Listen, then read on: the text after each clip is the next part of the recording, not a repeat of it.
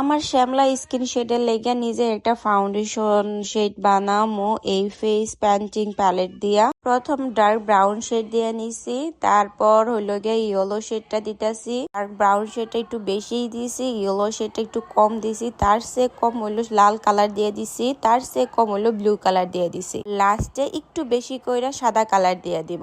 আর এখন এই সবগুলা কালার ভালোভাবে মিক্সড করবো।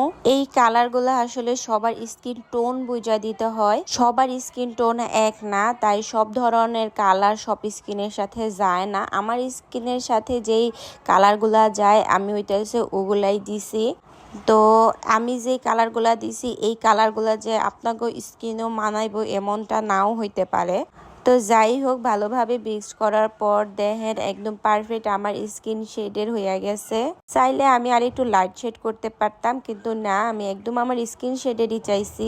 তো পারফেক্ট একটা আমার স্কিন শেড চলে আসছে, আর এটা কিন্তু মোটামুটি ভালোই ফুল কভারেজ দেয়। তো আজকের এই ভিডিওটা তোমার কাছে কেমন লাগছে অবশ্যই কমেন্ট করে জানাবা কিন্তু, ঠিক আছে।